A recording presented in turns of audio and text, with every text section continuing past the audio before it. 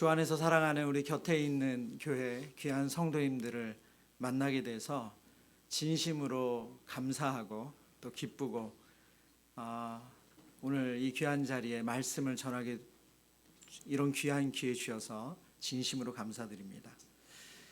2011년, 12년 어떻게 보면 짧다고 하면 짧은 기간이고요. 또 길다고 하면 길 수 있는 2년이라는 기간을 중원구를 섬겼습니다. 오늘 이 자리에 이 축복 찬양 해주실 때 우리 성도님 한 분 한 분을 뵈니까 그때 제가 등록 신방했던 분도 계시고 또 병원에 찾아간 분도 계시고 참 다양한 스토리가 있는 우리 귀한 성도님들이 이 자리에 앉아 계신 것이 너무 감사하고요. 이게 주 안에서 동역자들이 만나는 기쁨이 이런 것 같아요. 그래서 29개 교회 모두가 우리 각 지역 안에 이렇게 든든히 서가고 있는 아름다운 소식을 듣고 있고요. 또 저희 교회 또한 그 은혜 가운데 있습니다. 그래서 오늘 이 자리에 귀한 성도님들과 하나님의 말씀을 나눌 때 하나님이 일하고 계시구나. 그리고 하나님 우리의 기도를 들으시고 그리고 한국교회 사회 안에서 한국교회가 참 어렵다고 하지만 복음이 능력이고 복음이 진리라는 것을 확인하는 은혜의 시간 되시기를 축복합니다. 예수 그리스도의 십자가는 예수님의 사역의 정점이자 복음의 핵심입니다. 예수 그리스도의 십자가의 은혜를 알지 못하고 신앙생활을 한다는 것은 우리가 실체 없는 신앙생활을 하는 것과 같습니다. 한 주간 예수 그리스도의 십자가를 묵상하는 고난주간, 이 한 주간 믿음의 원천인 십자가의 은혜를 우리가 알아가는 그런 복을 누렸으면 좋겠습니다. 예수님께서는 복음서에 보면 제자들에게 자신이 어떠한 순환, 어떤 고난 받으실지를 여러 차례 알려주셨어요. 그 대표적인 말씀이 고난을 예고하신 마태복음 20장에 나오는 말씀인데요. 마태복음 20장 18절과 19절의 말씀입니다. 보라, 우리가 예루살렘으로 올라가노니 인자가 대제사장들과 서기관들에게 넘겨짐에 그들이 죽이기로 결의하고 이방인들에게 넘겨주어 그를 조롱하며 채찍질하며 십자가에 못 박게 할 것이나 제3일에 살아나리라. 아멘. 예수님께서 제자들에게 예루살렘에 올라간다. 그리고 나면 인자 곧 예수님이 대제사장들과 서기관들에 의해서 이방인들에게 넘겨주고 죽음을 당할 것이다. 그리고 다시 3일 만에 살아날 것이라고 예언해 주셨습니다. 예수님이 자신이 어떠한 죽음을 맞이하실지 제자들에게 3번에 걸쳐서 순환 예고를 하시는데 이 마지막 3번째 예고에는 아주 구체적인 내용을 언급하셨죠. 그런데 안타깝게도 예수님을 따르는 제자들은 예수님의 이 순환 예고를 제대로 이해하지 못했습니다. 그들이 예수님의 십자가의 죽으심과 부활에 대한 예고를 제대로 이해하지 못했다는 것은 마태복음 20장 그 뒤에 나오는 그들의 행동을 보면 알 수 있습니다. 예수님의 이 순환 예고의 말씀이 마치자마자 제자들 가운데 어떤 일이 일어났냐면 세베대의 두 아들이죠. 야고보와 요한이 어머니를 내세워서 예수님께 청탁을 합니다. 내 아들 중에 하나는 예수님의 오른쪽 편에, 내 아들 중에 또 하나는 예수님 왼쪽 편에 올려주세요. 예수님 예루살렘에 오시면 예수님이 이제 사람들 앞에서 추앙을 받아서 예수님이 득이하실 거 아닙니까? 그때가 되면 하나들은 오른쪽 편에, 하나들은 왼쪽 편에, 오늘 우리식의 표현을 하면, 우리나라의 표현으로 하면 우의정 좌의정 그렇게 앉혀주세요 라고 청탁을 한 것입니다. 제자들이 예수님의 십자가의 죽으심을 제대로 이해했다면 어떻게 이런 높아지고자 하는 그런 이런 청탁을 할 수가 있었겠어요? 예수님의 고난, 예수님의 십자가에 대해서 전혀 이해하지를 못했습니다. 심지어 예수님께서 첫 번째 순환 예고, 예수님이 십자가의 고난을 받고 죽으실 것을 예언하실 때 그때는 베드로가 예수님께 항변했다고 성경이 기록하거든요.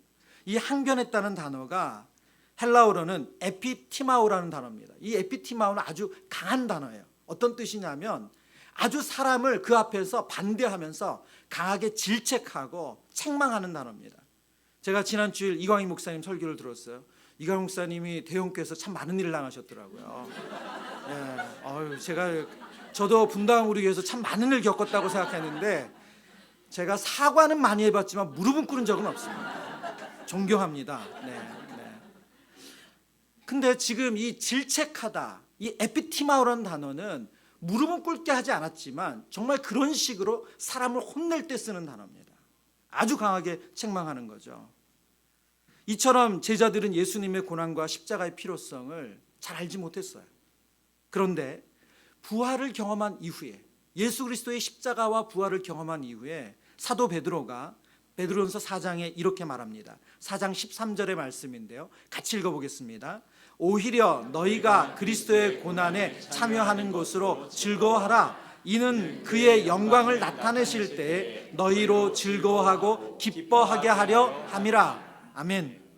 너희가 그리스도의 고난에 참여하는 것을 어떻게 하라고요? 즐거워하래요.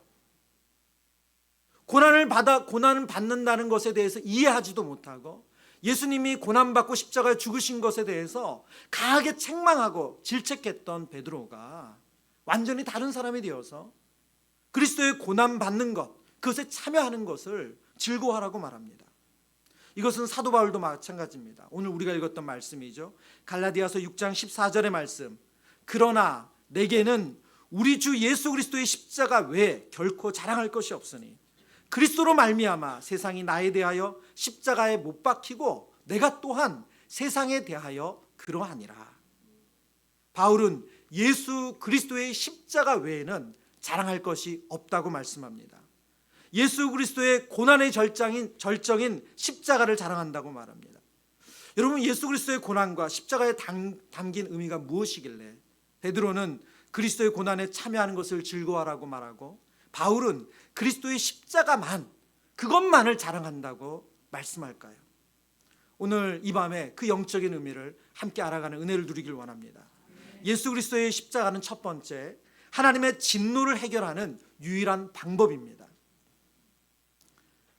예수 그리스도의 우리 고난, 이 고난 주간을 생각하면, 그리스도의 십자가를 생각하면 우리에겐 강한 이미지가 있습니다. 바로 예수님이 십자가에서 못 박히시고 그리고 피를 흘리시는 장면, 그 전에는 채찍을 맞으시는 그런 우리에게 그런 강한 이미지가 있어요. 예를 들면 멜 깁슨이 2000년대 초반에 만든 패션 오브 크라이스트라는 영화가 있죠. 그 영화를 보신 분들이 있을 거예요. 그 이미지, 예수님이 가시면류관에서 억지로 씌워진 가시면 피가 흐르고 그리고 예수님이 아주 강한 채찍에 맞음으로 살점이 뜯겨져 나가고 그리고 예수님의 양발과 그 다음에 양팔에 못이 박히는 그 아주 우리에게 너무나도 그 육체적인 고통이 이미지가 강하게 다가오는 영화입니다. 물론 예수님이 당하신 육체의 고통은 상상하기 어려운 고통이 맞습니다. 그러나 성경은 예수님의 고난과 십자가를 육체적인 고통에 초점 맞추지 않습니다. 특별히 요한복음을 보면 요한복음은 예수님의 고난에 이 육체적인 고통에 대한 것은 거의 언급을 하지를 않아요. 데이비드 플랫 목사님이 쓴 레디컬이라는 책이 있습니다. 이 책에서 하나님의 진노에 대한 부분, 왜 예수님의 십자가가 필요했는가, 그 부분을 이렇게 설명합니다. 겟세마네 동산의 그리스도는 어째서 그토록 괴로워하며 고뇌에 사로잡혀 눈물을 쏟았던 것일까?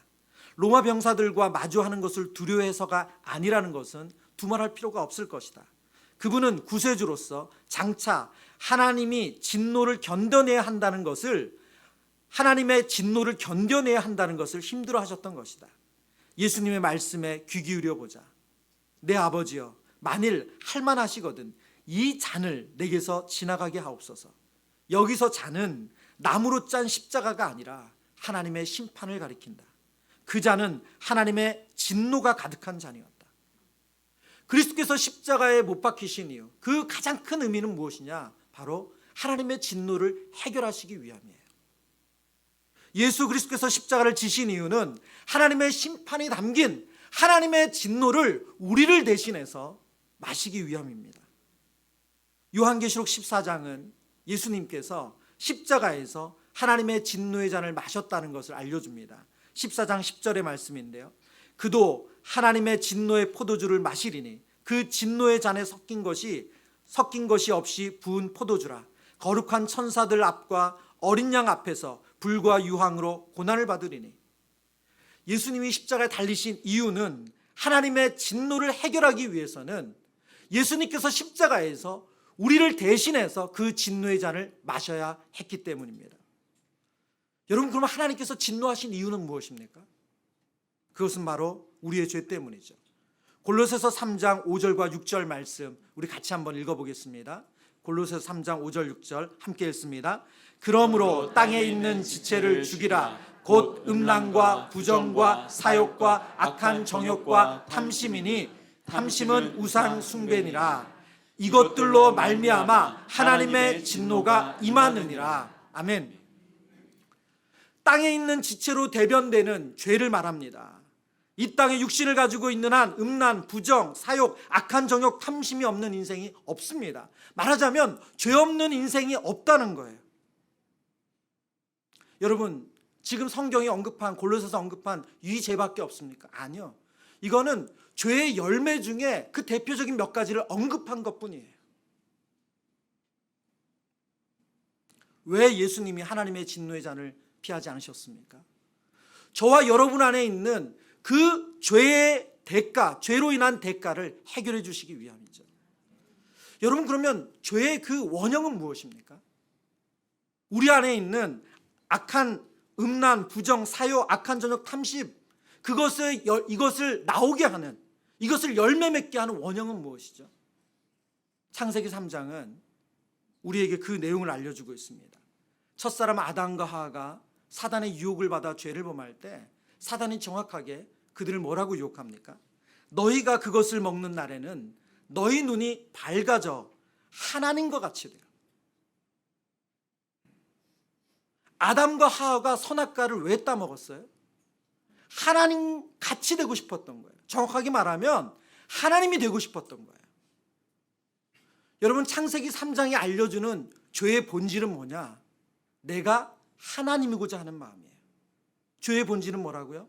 내가 하나님이고자 하는 마음이에요. 여러분, 이것을 우리식으로 좀 바꿔서 표현한다면, 요즘 우리 표현으로 바꾼다면 내 마음대로 하고 싶은 거예요. 죄는 무엇입니까? 내 마음대로 하고 싶은 거예요. 여러분, 세상 모든 여자, 모든 남자 포기하고 결혼했잖아요. 여러분, 그럼 행복하셔야 되잖아요. 아니, 그 세상 모든 여자, 모든 남자를 포기하고 결혼했는데, 저는 종종 부부 상담을 할 때가 있어요. 최근에도 부부 상담을 하는데 안타깝게도 제 앞에서도 싸우시더라고요. 여러분, 왜 그럴까요? 여러분, 아내가, 남편이 내 마음대로 될 때까지는 행복했어요. 그때까지는 아무 문제가 없었어요. 우리 인생이 정말 너무너무 핑크빛이었어요. 그런데 남편과 아내가 내 마음대로 안 되는 그때부터 지옥 아니에요? 그때부터 세상에 꼭 이 왼수랑 사느님 이런 마음으로 가지고 사는 거잖아요. 여러분, 그럼 배우자만 그렇습니까? 우리가 그렇게 애지중지 아끼는 자녀는 어때요? 여러분, 자녀가 내 마음대로 될 때까지는 우리의 마음의 기쁨이고 우리 마음의 평안이에요. 그런데 자녀가 내 마음대로 안 되는 그 순간부터, 그때부터 우리 마음에 지옥이 찾아오는 거 아니에요? 참 신기하게도 많은 성도님들이 그렇게 말해요. 목사님, 저희 아이가요 초등학교 때까지는 공부를 잘했는데요. 여러분, 다 초등학교 때까지는 공부를 잘해요. 우리 아이가 초등학교 때까지는 예배도 잘 드렸는데요. 여러분, 그때까지는 그냥 용돈 주는 대로 애들 따라오고 다 해요. 내 마음대로 안 되는 그 순간부터 우리의 마음에 아이를 향한 미움, 원망, 불평, 내 마음대로 될 때까지는 괜찮아요. 그게 무엇입니까? 내가 하나님 되고자 하는 마음이 아니에요.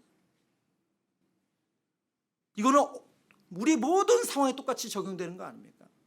여러분, 다락방이 언제까지 행복해요? 다락방이 내가 원하는 대로 방향을 흘러갈 때까지 행복해요. 근데 내 마음대로 안 되는 그 순간부터 화가 나는 거예요. 성경은 죄의 삭슨, 사망이라고 말합니다. 예수 그리스도는 이 하나님의 진노로 우리에게 줄 영원한 사망을 그리스도의 십자가로, 하나님의 진노를 대신 마심으로 우리에게 영원한 생명으로 바꿔주셨습니다. 우리가 고난주간 이 예수 그리스도의 십자가를 묵상할 때 우리 안에 가장 먼저 해야 할 것은 죄에 대한 묵상입니다. 성경에서 은혜의 크기는 죄에 대한 인식의 크기와 비례해요. 누가복음 7장 47절의 말씀을 볼까요? 누가복음 7장 47절입니다. 이러므로 내가 네게 말하노니 그의 많은 죄가 사하여 줬도다. 이는 그의 사랑함이 많음이라. 사함을 받은 일이 적은 자는 적게 사랑하느니라. 사함을 받은 일이 적은 자는 적게 사랑한대요. 무슨 말이에요? 죄의 용서를 적게 받은 사람은 주님을 적게 사랑한다는 말이에요. 이 내용의 배경은 어떤 내용이냐면 예수님이 한 바리새인 시몬이라는 사람의 집에서 사람들과 교제하고 있었어요. 사람들과 밥을 먹으며 교제하고 있었거든요. 근데 그 시간에 갑자기 웬 여자가 나타났어요. 나타나서는 너무나도 비싼 옥합, 향유 옥합을 깨트려서 예수님의 발을 닦아주는 거예요. 그것도 무릎을 꿇고 그녀의 머리로. 그런 너무나도 이 광경이 당시 사람들이 너무너무 놀랐어요. 두 가지 때문에 크게 놀랐어요. 첫 번째는 향유 옥합이라는 것은 당시 결혼의 지참금이 될 정도로 비싼 돈이에요. 그러니까 지금으로 말해도 수천만 원이 넘는 거예요. 근데 그것을 한순간에 깨트리니까 사람들이 너무 놀란 거예요. 두 번째는 이 여인은 사람들이 그냥 익히 알고 있는 죄인처럼 취급받았던 것 같아요. 근데 여자가 웬 유대인 남자, 그것도 랍비라고 불리는 선생님의 그 발을 닦아준 것이 충격적이었어요. 이것을 가지고 사람들이 수근수근 거리기 시작했죠. 이게 무슨 일이냐. 그때 예수님께서 한 비유를 말씀하시죠. 시몬에게 말합니다. 시몬아, 어떤 사람이 두 사람이 다 빚을 졌어. 한 사람은 500데나리온, 한 사람은 50데나리온을 빚을 졌어. 그런데 이 돈을 빌려준 사람이 마음이 좋아서 이 두 사람 다 빚을 그냥 탕감해 줬어. 그러면 어떤 사람이 더 그 빚을 탕감받으면서 감격스럽고 기뻐하겠냐. 시몬이 말해요. 뭐라고 말하죠? 더 많이 탕감받은 사람입니다. 500데나리온 탕감받은 사람이 더 감사하고 감격하고 기뻐할 거라. 큰 죄를 탕감받은 사람, 용서받은 사람이 예수님 그 빚을 탕감해 준 사람에게 더 고맙고 감사하고 기뻐한다는 거예요. 여러분, 이걸 오늘날 우리 버전으로 바꾸면 어떨까요? 여러분, 이것은 사람들이 말하는 죄의 크기의 문제가 아니라는 거예요. 이것은 죄 인식이에요. 죄 인식. 어떤 사람이 은혜 받습니까? 사람들의 손가락질만한 큰 죄를 지은 거 그거 용서받은 사람이 은혜를 받는 거 그게 아니에요. 하나님 앞에 내가 얼마나 큰 죄인이라는 것을 인식한 죄의 크기가, 그 죄의 크기가 하나님의 용서의 크기, 하나님의 사랑의 크기를 만들어내요. 여러분, 우리가 이 밤에 은혜를 구하며 기도할 때 저와 여러분이 하나님 앞에 얼마나 악한 죄인인지를 깨닫는 은혜가 있길 바랍니다. 예수님이 500데나리온, 50데나리온의 비유를 말씀하시면서 시몬은 너무나도 자신 있게 더 큰 거, 500데나리온, 더 큰 빚을 진 사람이 더 큰 용서를 받았습니다. 근데 예수님이 지금 이 말씀 왜 하신 거예요? 이 비유 왜 하신 거예요? 시몬이 깨닫기를 원했던 거잖아요. 본문의 내용에 보면 예수님 그 말씀하세요. 시몬아, 너는 내가 너희 집에 왔을 때 발 씻으라고 물도 갖다 준 적이 없고 내 머리에 감람유도 부은 적이 없다. 근데 이 여인은 향유 옥합을 깨트려서 내 발을 씻겼다고 말해요. 자신의 죄를 용서해 주신 그 은혜의 크기가 이렇게 표현되어지는 거죠. 우리가 고난주간을 지나가면서 저와 여러분이 하나님 앞에 얼마나 큰 죄인인지를 깨달을 때 주님의 그 크신 사랑, 주님의 그 크신 은혜가 깨달아진 줄 믿습니다. 우리가 시몬처럼 내 죄는 너무나도 작게 여기고 눈에 보이는 저 사람의 죄는 크게 여기는 그런 교만함, 그런 악함이 깨어지는 은혜가 있길 바랍니다. 예수 그리스도의 십자가는 우리를 향하신 하나님의 사랑의 확증입니다. 로마서 5장 8절의 말씀 같이 읽어보겠습니다. 우리가 아직 죄인 되었을 때 그리스도께서 우리를 위하여 죽으심으로 하나님께서 우리에 대한 자기의 사랑을 확증하셨느니라. 아멘. 아멘. 하나님의 사랑은 개념이 아닙니다. 하나님의 사랑은 구체적인 행동이에요. 인간을 살릴 방법이 있다 하더라도 하나님께서 그것을 행하지 않으셨다면 인간에게는 영원한 생명이 없습니다. 여러분, 좋은 생각이 좋은 일을 만들어내는 건 아니에요. 좋은 생각은 누구나 다 할 수 있습니다. 인간을 살리기 위한 대가 지불을 하지 않으셨다면, 그 일을 안 행하셨다면 우리에겐 영원한 생명이 없습니다. 2년 전 4월 17일 부활절에 29개 분리개척교회가 시작했습니다. 저희 교회도 동일하게 수원의 망포역의 인근에서 이제 교회를 첫 예배를 드리며 감격스럽게 예배를 시작했어요. 그때 사역을 같이 시작한 신대원을 들어간 전도사님이 계셨어요. 그런데 이 전도사님이 6월 마지막 주경에 저를 찾아와서 좀 심각한 상의를 했어요. 내용 뭐냐면 본인이 7월 초에 신장 이식 수술을 하게 됐다는 거예요. 여러분, 그냥 질병도 아니고 신장을 장기를 이식하는 수술을 하게 된 거예요. 그러나 우리 그 전도사님이 원래 신장이 약하고 좀 계속 약을 복용하고 있고 되게 음식도 조절하고 계신 걸 알고 있었거든요. 그런데 몸이 학업과 사역을 하면서 그랬는지 몸이 더 안 좋아진 거예요. 그리고 이런 일이 있을 거라고는 예상은 했지만 저희가 생각한 것보다 더 일찍 찾아왔어요.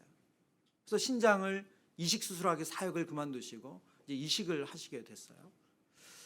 근데 그리고 나서 감사하게도 신장 이식 수술하고 6개월이 지나서 몸이 잘 회복이 되셨고 그리고 나서 한 4개월 더 있다가 다시 사역으로 복귀를 하셨어요. 너무나도 감사하게. 근데 그리고 나서 이제 전도사님과 이야기를 하면서 그 신장 이식에 대한 제가 기존에 알고 있던 그거와 좀 다르더라고요. 먼저 신장을 이식 받는 사람은 신장이 3개가 된다고 해요. 예, 신장이 그러니까 기능이 없는 신장을 떼내거나 이런 게 아니라 건강한 신장 하나를 넣어서 신장을 3개를 가지고 산대요. 그리고 신장을 이식한 이후에 그게 뭐 하루 이틀 얼마 지나지 않아서 단백뇨 검사를 하는데 단백뇨 검사에서 단백뇨가 나오면 신장 이식이 실패한 거래요. 그러면 아무 소용이 없다는 거예요. 그러면 다시 투석을 하면서 생활을 해야 된다는 거예요. 그래서 저희가 이제 그 상황을 다 알고 기도하고 그러고 이제 했는데 감사하게도 어머님께서 신장을 공여하실 수가 있는 이게 맞아서 공여를 해 주셨어요. 근데 여러분, 그 어머님께서 자녀를 사랑해요. 자식을 사랑해요. 그렇지만 실제 신장을 이식하는 모험, 그 생명을 건 모험을 안 하셨다면, 그리고 신장을 공유한 그분이 남은 신장이 혹여나 건강하지 않아서 그분의 문제가 생길 수도 있는 거잖아요. 제가 우리 그 전도사님의 신장 이식을 지켜보고 그 회복의 과정을 보면서 정말 어머님이 보여주신 이 사랑이 정말 놀라운 사랑이구나. 여러분, 로마서 5장 8절의 말씀, 우리가 아직 죄인 되었을 때 그리스도께서 우리를 위하여 죽으심으로 하나님께서 우리에 대한 자기의 사랑을 확증하셨대요. 하나님은 우리를 사랑하신다는 그 내용을 그것을 이론으로 알려주신 것이 아니라 자신과 똑같으신 하나님의 아들이신 예수 그리스도를 십자가에 내어주신 것으로 그 행동으로 보여주셨습니다. 여러분, 이보다 더 큰 하나님의 사랑에 대한 확증이 필요할까요? 오늘 이 로마서 5장 8절 말씀 한 번 더 볼까요? 한 번 더 보면 여기에 그 하나님의 사랑이 우리에게 더 크게 다가오는 이유가 하나 있습니다. 로마서 5장 8절입니다. 보세요. 우리가 아직 어떤 모습일 때요? 죄인 되었을 때래요. 우리가 아직 죄인 되었을 때 그리스도께서 우리를 위하여 죽으셨대요. 우리가 무슨 변화의 조짐이 보이거나 우리가 하나님을 향한 믿음이 성숙해 갈 때가 아니라 우리가 아직 죄인 되었을 때래요. 이것을 제가 좀 전에 한 신장 이식의 내용과 바꿔볼까요? 예를 들면 감사하게도 우리 그 사역하신 전도사님은 본인의 음식 조절 그리고 약 정말 철저하게 정말 우리 이 관리하면서 그렇게 하다가 결국은 신장 이식을 받게 된 거예요. 그런데 만약에 신작을 이식받아야 되는 사람이 아무거나 음식 아무렇게나 먹고 그리고 자기 몸에 해대는 행동을 계속 하는데 누군가 그런 사람을 향해서 신장을 이식해야 된다고 한다면 여러분 어떤 마음이 들겠어요? 그 모험을, 생명을 건 모험을 하시겠어요? 오늘 성경은 뭐라고 말씀하는 겁니까? 우리가 아직 죄인 되었을 때, 우리가 하나님 앞에서 어떤 변화의 조짐이나 믿음을 향한 순종의 결단을 한 것이 아니에요. 그러나 그 모습일 때 하나님께서 우리에게 그리스도를 십자가에 내어주심으로 그 사랑을 확증해 주셨습니다.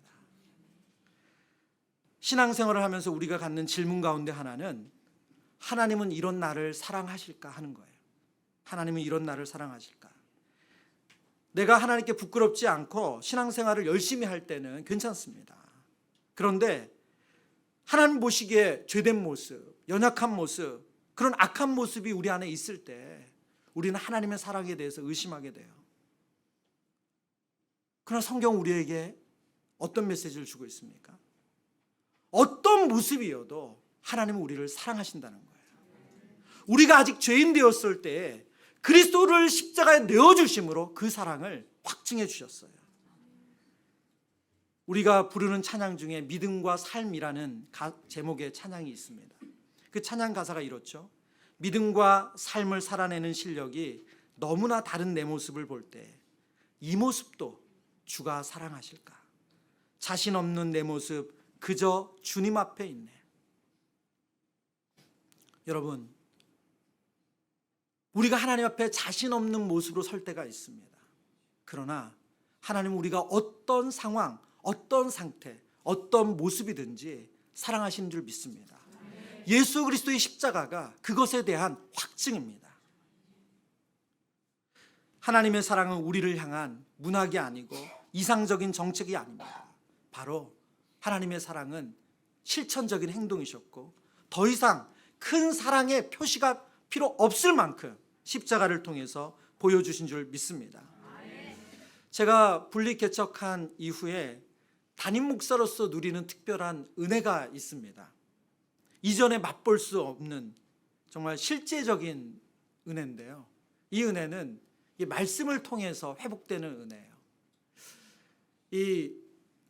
너무 오랫동안 부교육자로 생활을 했고 그리고 이제 주일 강단에서 말씀을 섬기는 사역보다는 성도님들 직접 신방하고 또 강의로 가르치고 훈련하고 이런 사역을 주로 했잖아요.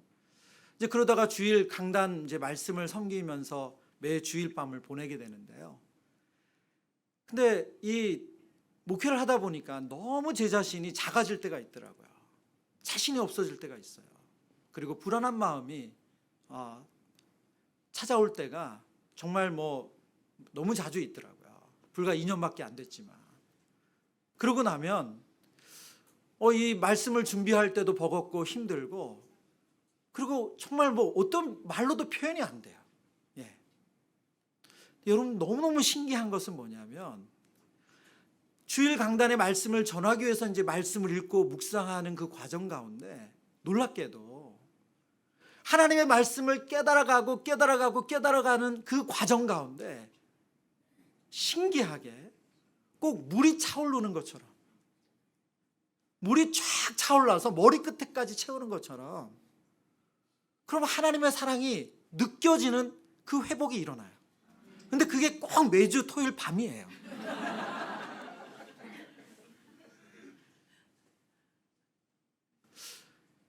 제가 정말 그 신비한 경험을 말씀을 준비하다 해요.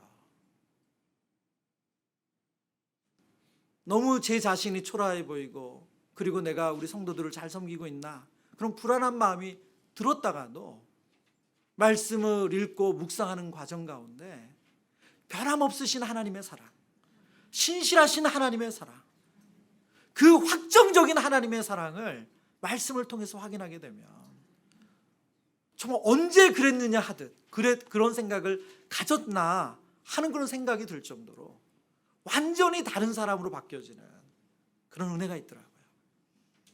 하나님께서 예수 그리스도를 십자가에 내어주심으로 저와 여러분에 대한 하나님의 사랑을 확증하신 줄 믿습니다. 세 번째는 예수 그리스도의 십자가는 모든 인류를 구원하시는 하나님의 긍휼입니다. 로마서 11장 32절 말씀입니다. 하나님이 모든 사람을 순종하지 아니하는 가운데 가두어 두심은 모든 사람에게 긍휼을 베풀려 하심이로다. 이 말씀은 로마교회 성도들에게 하나님께 전하신 말씀이죠. 하나님은 로마에 있는 이방인 그리스도인들을 긍휼히 여겨 주신다는 메시지로 이 말씀을 하셨어요.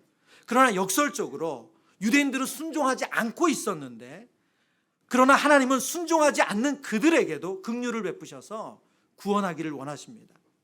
여러분, 하나님은 선별적으로 사람을 구원하시는 분이 아니에요. 하나님은 모든 사람을 구원하기를 원하십니다. 하나님은 유대인이나 이방인이나 할 것 없이 모든 사람을 긍휼히 여기셨고, 그들이 하나님께서 베푸시는 구원의 은혜에 참여하기를 원하셨습니다. 이것을 우리가 잘 알 수 있는 말씀이 하나 있는데요, 요한복음 3장 14절 15절의 말씀이에요. 모세가 광야에서 뱀을 든 것 같이 인자도 들려야 하리니 이는 그를 믿는 자마다 영생을 얻게 하려 하심이라. 이 말씀은 요한복음을 읽은 우리 성도님들 많이 잘 아시는 말씀일 텐데, 민수기 21장의 배경을 가지고 예수님께서 그 내용을 그대로 가져와서 전하신 메시지입니다. 여기 보면 모세가 광야에서 뱀을 든 것 같이 이스라엘 백성들이 출애굽 노정 가운데 하나님께 원망하고 불평을 해서 큰 징계를 받았습니다. 그 징계의 내용이 뭐냐면, 원래도 있던 광야의 불뱀이 하나님께서 그들을 뱀으로부터 지켜주지 않으니까 불뱀이 이스라엘 백성들을 물어서 그들이 죽음에 이르게 되는 거예요. 그러자 그제서야 그들이 하나님 앞에 그들의 죄악을 깨닫고 모세에게 달려가서 제발 하나님께 기도해서 우리를 살려달라, 우리를 구원해 주시기를 요청을 합니다. 그리고 모세가 하나님께 기도를 하죠. 하나님께서 그들을 살리시는 방법을 주셨는데, 그 방법이 뭐냐면 그들을 죽음으로 몰고 간 불뱀, 그 불뱀을 노수로, 그 불뱀의 형상을 노수로 만들어 가지고 기다란 장대 끝에 달아서 그것을 보게 하라는 거예요. 그러면 그 장대 끝에 달린 노뱀을 보는 사람마다 살아난다고 모세를 통해서 말씀해 주셨습니다. 근데 여러분, 왜 굳이 하나님은 장대 끝에 노뱀을 만들고 그 노뱀을 보면 다 산다고 말씀하셨을까요?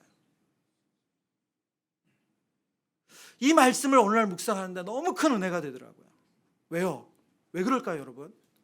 여러분, 장대 끝에 달린 노뱀을 쳐다보는 거 쉬운 일입니까? 어려운 일입니까? 그렇죠, 쉬워요. 내가 애쓸 게 없어요. 고개만 들면 되잖아요. 하나님의 약속을 믿고 고개만 들면 돼요. 물론 그게 말이 돼 하는 사람에게는 어려워요. 그렇지만 자신이 애쓸 게 없어요. 그냥 쳐다보기만 하면 돼요. 여러분, 남녀노소 문제가 안 됩니다. 돈이 많고 적음도 문제가 안 되고, 성경 지식도 문제가 안 되고, 그동안 하나님께 헌신했냐 안 했냐 그것도 문제가 안 돼요. 그 사람이 착한 사람이냐 악한 사람이냐 전혀 문제가 안 돼요. 무슨 뜻이에요? 하나님은 모든 사람을 살리기 원하셨어요. 이것이 하나님의 긍휼이에요. 똑같이 모세가 광야에서 뱀을 든 것 같이 인자도 들려야 하리니 이는 그를 믿는 자마다, 이는 그를 믿는 자마다, 남자 여자 성별의 문제도 아니고, 물질을 많이 가졌냐 적게 가졌냐의 문제도 아니고, 얼마나 헌신하느냐 그렇지 않느냐의 문제도 아니고, 성격이 좋냐 안 좋냐 그 문제도 없다라는 거예요. 그냥 십자가에서 죽으신 그리스도를 바라보는 자마다 영생을 주신대요. 모든 사람을 긍휼히 여기시는 하나님의 마음이에요. 여러분, 그럼 이 긍휼을 받은 우리에게 합당한 반응은 무엇일까요? 이 그리스도를 통해서 우리에게 베풀어 주신 이 놀라운 긍휼을 받은 우리가 해야 될 합당한 반응은 무엇입니까? 하나님이 우리를 불쌍히 여긴 같이 우리도 서로를 불쌍히 여기는 거예요. 긍휼이에요. 제가 이광희 목사님과 오늘 식사 교제를 하다가 정말 진한 감동을 받았어요. 우리 곁에 있는 교회 모든 성도님들 아시는 것처럼 작년에 이광희 목사님 가정에 정말로 큰 어려움이 있었습니다. 우리 어머님이 갑자기 IT에서 쓰러지시고, 그리고 정말 어떻게 해야 될지 모르는 그런 너무나도 다급하고 황급한 상황에 목사님과 목사님 가정은 물론이고 참 교회도 많이 어려우셨을 거예요. 근데 제가 자세한 내용은 사실 목사님께 듣지 못했어요. 그동안 저희가 이 29명의 목사님들 모여도 그렇게까지 뭐 시시콜콜하게 얘기할 수 있는 상황이 아니어서 그 과정에 어떤 일들이 있었는지 그 결과만 들었지 그 과정 얘기는 못 들었는데, 제가 오늘 식사 교제를 하면서 그 과정에 있었던 얘기를 듣는데 너무나도 감사가 됐어요. 그건 뭐냐면 이 목사님이 자리를 그 비우는 동안, 또 우리 자녀 아이가 혼자 있어야 되는 그 동안 우리 사랑하는 성도들이 그 가정을 같이 돌봐주셨다는 거예요. 이 목사님 저에게 그러더라고요. 목사님, 저는 왜 제가 중원구에 왔는지, 제가 왜 20학기 분리개척교회에 참여하게 됐는지 사실 그 이유를 몰랐어요. 제가 우리 성도들에게 뭘 줘야 될까 늘 그 생각을 했는데, 작년에 본인이 그 사랑을 받으면서 완전히 개념이 바뀌었다는 거예요. 저의 앞으로 목회는 제가 사랑받은 것에 대한 보답입니다. 목사님, 제가 사랑받으려고 이곳에 왔고 이제 제가 사랑 갚으며 사역하려고요. 저는 이 자리에 계신 우리 곁에 있는 교회 성도님들이 담임 목사님 가정에, 또 담임 목사님의 어머님을 위해서 보여주신 그 긍휼에 대해 진심으로 칭찬하고 싶습니다. 여러분, 그 정신이 계속해서 이어지시길 바라요. 여러분, 우리가 그리스도의 십자가를 관통했다는 것, 그리스도의 십자가가 내 안에 있다는 것은 긍휼의 정신을 가지고 서로를 대하는 거예요. 여러분, 29개의 교회 모두 이제 공동체가 되어져 가고 있어요. 여러분, 어느 날 갑자기 짠하고 공동체가 탄생하는 게 아니에요. 되어져 가고 있어요. 저희 교회는 분당 우리 교회에서 온 성도들보다 외부에서 온 성도들이 훨씬 더 많습니다. 그러다 보니까 이제 공동체가 만들어지는 과정에서 이 문화가 섞이고 있어요. 그러니 우리 뭐 그런 말씀을 하세요. 분당 우리 교회에 더 이상 안 했으면 좋겠다고, 불편하다고, 그런 얘기 하세요. 예, 저는 계속 하지만 그렇게 하세요. 여러분, 여기에서 우리가 필요한 게 뭡니까? 지금 저와 여러분이 경험한 교회 문화가 진리가 아니에요. 진리는 뭐예요? 긍휼이에요. 긍휼. 제가 오늘 이광희 목사님과 교제하면서 그런 얘기 나눴어요. 교회 안에 목소리 클 일이 생각해보니까 없다. 여러분, 교회 안에 여러분, 교회처럼 아름다운 곳이 어디 있어요? 우리가 받은 게 긍휼밖에 없는데 우리가 목소리 높일 일이 사실 없어요. 여러분, 찬양대가 있어야 됩니까? 없어야 됩니까? 교회는 밥을 줘야 됩니까? 말아야 됩니까? 예배는 9시에 해야 돼요? 10시에 해야 돼요? 여러분, 거긴 진리가 없어요. 그 교회의 상황과 형편에 따라서 하는 거예요. 진리는 뭐죠? 하나님의 긍휼을 받은 자로서 긍휼히 여기는 게 진리예요. 이것이 그리스도의 십자가를 경험한 성도들이 보여줄 거예요. 보여주는 거예요. 또 하나, 그리스도의 십자가를 경험하고 이 긍휼하심을 받은 우리가 해야 될 것이 있습니다. 그것은 그리스도의 복음을 알지 못하는 이들을 긍휼히 여기는 거예요. 그들을 가장 긍휼히 여기는 방법이 무엇입니까? 바로 그리스도의 복음을 전하는 거죠. 베드로전서 2장 24절의 말씀입니다. 2장 24절. 친히 나무에 달려 그 몸으로 우리 죄를 담당하셨으니 이는 우리로 죄에 대하여 죽고 의에 대하여 살게 하려 하심이라. 그가 채찍에 맞음으로 너희가 나음을 얻었나니. 바로 복음이신 그리스도, 우리를 위해서 고난을 받으시고 우리를 위해서 찢기시고 그래서 우리에게 생명을 주신 그 복음이신 그리스도를 전하는 것이 이 땅에 하나님을 알지 못하는 사람들을 긍휼히 여기는 것인 줄 믿습니다. 저와 여러분이 이 자리에 어떻게 왔습니까? 하나님의 은혜로 왔어요. 고린도서 15장 8절에 사도 바울이 자신의 인생을 돌아보면서 이렇게 고백하죠.